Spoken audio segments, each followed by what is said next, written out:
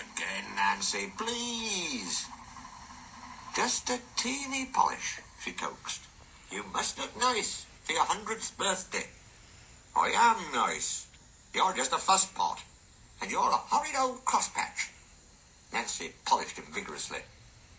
Scullery smiled. Nancy, he said, I really was a crosspatch once. Shall I tell you? Yes, please. Well, come down. I can't tell it properly while you're fussing up there. Just 5 minutes, then. No longer. Nancy sat down on a box, and the old engine began. Tally Flynn, Doll Goth, Renniehouse and I were built together in England. Who, asked Nancy, are Tally Flynn and Doll Goth? Tally Flynn is my twin. Doll Goth is Renniehouse's. Their railway is at Towyn in Wales, and they're 100 too. They were green, and we were red. Tally Flynn and I had 4 wheels then, and no cab. We thought we were wonderful, and talked about how splendid we'd look pulling coaches. What about trucks? Asked Nancy. Scullery chuckled. We had no use for them, he said. I was finished first, and sent away on a ship. I didn't like that. It wobbled dreadfully. At the port, the big railway kept me waiting. They had no cranes to lift me out. It wasn't the Fat Controller's railway then. He would have managed much better. What did they do? Asked Nancy. They used the ship's derricks. They nearly turned me upside down, said Scarlowy indignantly, and left me hanging while they arranged a truck. You must have looked funny, gurgled Nancy. Yes, and I felt it too. I got crosser and crosser. They fastened me to the truck at last, and an engine took me away. His name was Neil. He was ugly, but kind, and we were soon friends. So you're bound for the wee railway, he said. Ye must put some order into those trucks. The havens they make you'd hardly believe. I didn't like the sound of that, but I was too tired to say anything. Plenty of people were waiting when we got there, but they weren't used to engines. It was dark before I was on the rails.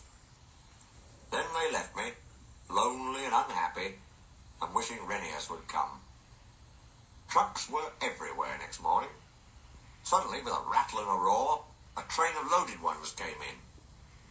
I was surprised. There's no engine, I said. A workman laughed. They've come down by gravity, he said. The empty ones need pulling up, though. That's why you've come. But can't they go up by whatever it was you said? Gravity only brings things down. We need horses or engines like you to pull them up. What? Have I to pull trucks? Of course. I won't. I want coaches. He just laughed and walked away. Soon Mr. Mac, the manager, arrived with some men. He showed them my parts from a book. We're going to steam you, Scarlowy, he said. Can I pull coaches, sir? No, certainly not. I gave him such a look. They didn't understand engines, so it was easy. My fire wouldn't burn, and I made no steam. I just blew smoke at them. They called me bad names, but I didn't care. Next day they tried again, and the next, and the next. I just gave them my look, and wouldn't do a thing. At last the manager said, very well, be a crosspatch. But we're not going to look at your sulky face all day. We'll cover you up and leave you till you're a better engine. They did too, chuckled Scarlowy. They fetched a big tarpaulin and covered me right up. I didn't like that at all. I think it served you right, said Nancy severely. Never mind her, Scarlowy. Please tell us what happened next. Nancy turned in surprise.